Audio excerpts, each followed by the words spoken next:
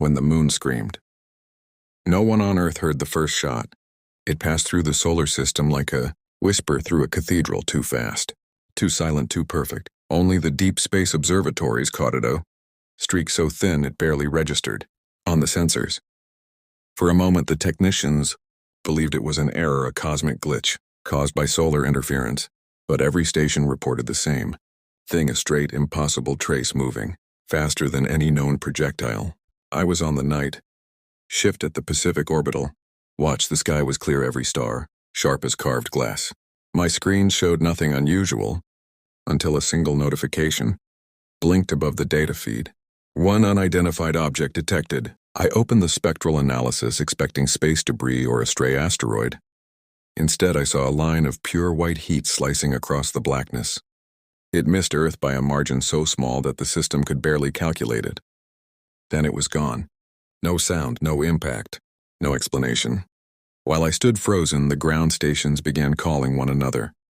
Reports came in from military satellites, civilian telescopes, amateur astronomers. Everyone saw the same phantom stroke across the heavens. Soon the news spread across every corner of the planet. A shot of unknown origin skimmed past Earth. Governments held emergency conferences. Astronomers argued about gravitational arcs and alien probabilities. The world buzzed with fear, but also with disbelief. Many wanted to think it was something natural, something harmless, something impossible to be what it looked like. But then the moon began to glow. At first the glow was faint, a soft silver radiance along its equator. I remember staring at the screen, unable to understand what my eyes were telling me. It was as if the moon was heating from within, like a dying star preparing its last sigh. Sensors screamed warnings. Thermal readings shot upward. A hum rose through the station, not from any machine, but from the tension of a planet holding its breath. The second shot came. There was no warning, no light tracing toward the moon, no detectable source. One moment it hung peacefully in the sky, the next a line of blinding brilliance cut clean through its surface. For a heartbeat, the moon held together, suspended by memory alone. Then the fracture widened. A crack of pure white fire spread across the lunar body, carving it open like a splitting stone. Everyone on Earth heard the sound in their own way. Some said they heard a roar like a collapsing mountain. Others claimed they heard nothing, only felt a pressure in their chest, as if the sky itself exhaled in terror. From the orbital station, I watched as chunks of glowing lunar rock peeled away, drifting outward, like pieces of an ancient broken skull. The world erupted into panic. Cities dimmed as power grids overloaded. People flooded the streets, looking up at the wounded sky. Every screen, every broadcast, every voice repeated the same truth. The moon had been split, and someone out there had aimed for Earth first, before impact. The world did not sleep after the moon broke apart. Every hour brought new images from telescopes and satellites showing the lunar fragments drifting away like a slow-motion avalanche in space. Some pieces the size of mountains spun gently while others cracked further into fields of glittering dust.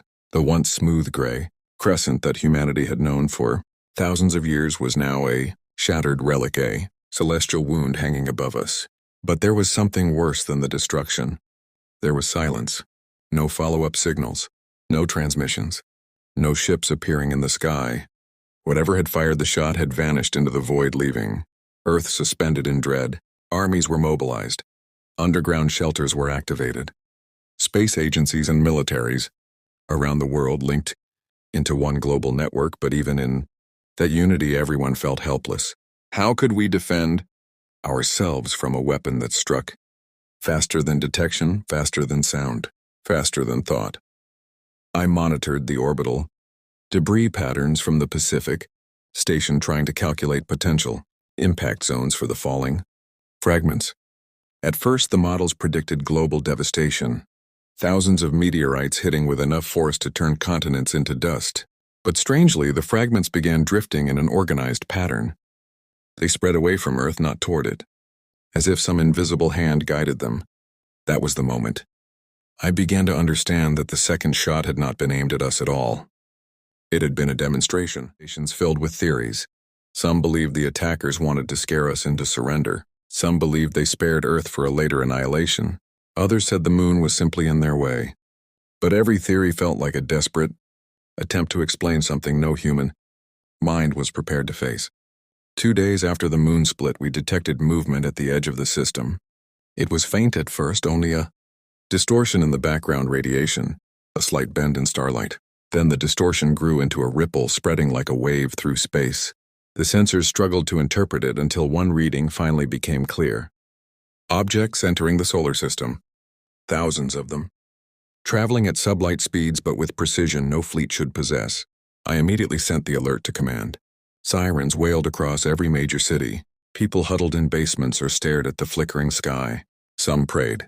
Some screamed. Some stood in silence as if listening for something they could not name. The objects continued slowing as they approached the orbit of Neptune. They formed a perfect geometric pattern, a symmetrical sphere around a central point. Nothing about them resembled a fleet. There were no ship silhouettes, no engine signatures, no recognizable designs. They looked more like elongated shards of obsidian, black and sharp, reflecting no light yet, visible as voids against the void.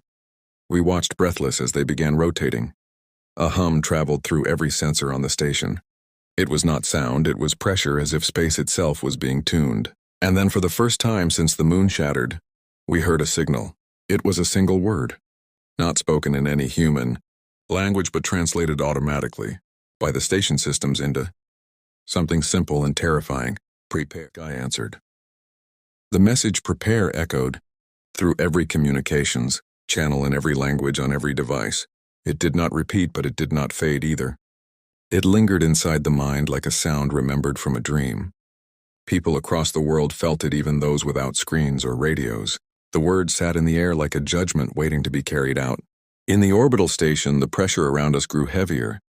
The black shards beyond Neptune rotated faster, each one aligning with almost ceremonial precision. They formed a sphere around a forming center, something gathering, mass out of nothing pulling, dust, gas, and radiation toward itself. Whatever it was not a ship. It was an engine, a machine, a doorway. On Earth, desperate plans unfolded.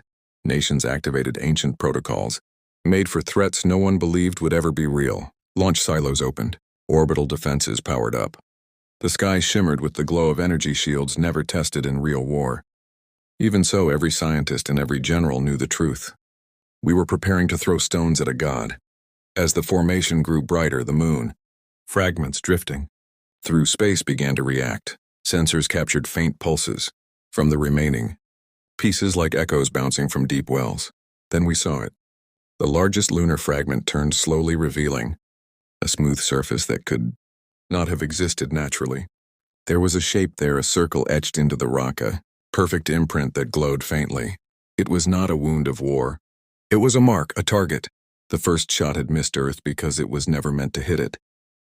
The moon had been the crosshair. Obsidian shards began to vibrate. The forming core at their center pulsed with growing radiance, like a silent white star being born too close, too fast, too hungry. The hum inside the station rose to a trembling pitch.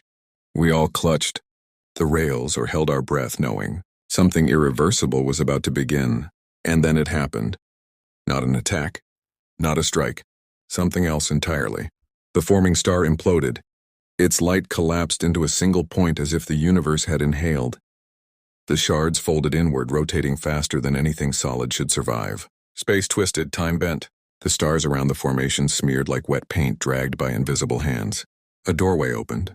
Not a jump point, not a wormhole, something older, something stranger. A tear of pure white light stretching outward like a blooming flower. For a heartbeat, we saw shapes. Behind it, massive silhouettes moving in a realm without gravity or sound. They looked nothing like the shards, nothing like any ship. They moved slowly, deliberately, with the weight of civilizations older than our sun. The message returned. Not prepare this time. Not a warning. A verdict. We are coming for our world. The doorway pulsed. The shards aligned like petals. The light expanded, swallowing Neptune's orbit in a single silent wave. On Earth, millions watched the sky, waiting for the end. But instead, the stars brightened. Every ship humanity had ever launched lit their engines as if answering the challenge. Signals roared across space, calling every pilot, every fleet, every forgotten outpost. The alien doorway widened. Humanity rose to meet it, and the true war began.